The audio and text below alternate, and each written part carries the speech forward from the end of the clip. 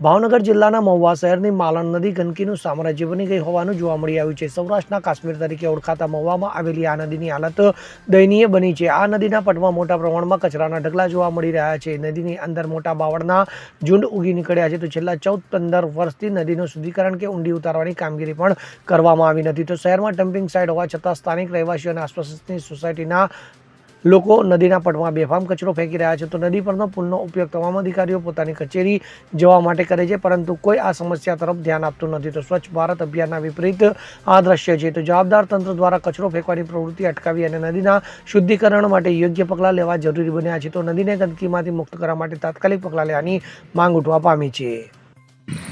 મારું નામ વાળા ભરતસિંહ પોપટભા, પ્રદેશ પ્રમુખ ખેડૂત કલ્યાણ સંગઠન મહુવા, જે સૌરાષ્ટ્રનું કાશ્મીર ગણાતો એ આ માલણ નદીના કારણે યુગોથી કહેવાતો, અને ભગવાન શ્રી કૃષ્ણ જ્યારે રૂકમણીજીનું હરણ કરવા આવ્યા ત્યારે પણ આ માલણ નદીમાં એને સ્નાન કરીને ભવાની માતાના દર્શન કરેલા, અને લાખા ફૂલાણી જેવા જ્યારે અહીં નીકળેલા એને પણ એક રાત વાસો આ માલણ નદીના કારણે આ માલણ નદી ઐતિહાસિક નદી છે।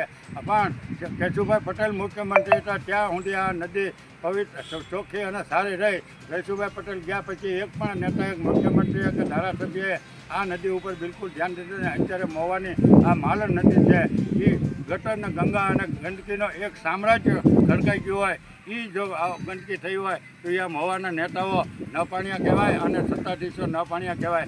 એટલે આ માલણ નદીની આવી દિશા થઈ છે। અત્યારે સરકારને અમારી ચોખીન વાત છે, તમે રોજ જળ બચાવોના જે બણકા ફૂડકો છો જાહેરાત કરો છો, તમારે આ માલણ નદીને ચોખ્ખી કરવી પડશે। અત્યારે આપણા ગુજરાતના પાણી પુરવઠાના મંત્રી છે એ કુંવરજીભાઈ બાવળિયા છે, અને કેન્દ્રના મંત્રી જળ શક્તિના છે એ CR પાટીલ છે, અને આવા જો ગુજરાતના બે નેતા પાણી વિભાગના હોય અને આ ગુજરાતની આવી પવિત્ર નદીઓ જો ગટર ગંગા બનતી જતી હોય અને ગટરથી ખત બનતી હોય અને કમ્પોસ્ટના ખાડા જેવી હોય તો એ નેતાઓ માટે નીચા જણું કહેવાય, અને આ સરકાર ન પાણીયા સરકાર કહેવાય। એટલે અમારી સીધી વાત છે કે તમે આને જલ્દી રિપેર કરો, નહીંતર આવનારા દિવસોમાં મહુવાના લોકોને સાથે રાખી અને સરકારની સામે અમે ડુંગલ પર ફૂટશું અને આંદોલન પણ કરશું, પણ નદીને અમે ચોખ્ખી કરાવીને પછી જ જંપવાના થઈ। જય હિન્દ, જય ભારત। અમીન પાયક સાથે CN24 ન્યૂઝ, ભાવનગર। હવે જુઓ દેશ દુનિયાની તમામ ખબરો તમારી આંગળીના ટેરવે। ઉઠાવો મોબાઈલ અને Google Play Store પરથી ડાઉનલોડ કરો અમારી CN24 ન્યૂઝ મોબાઈલ એપ।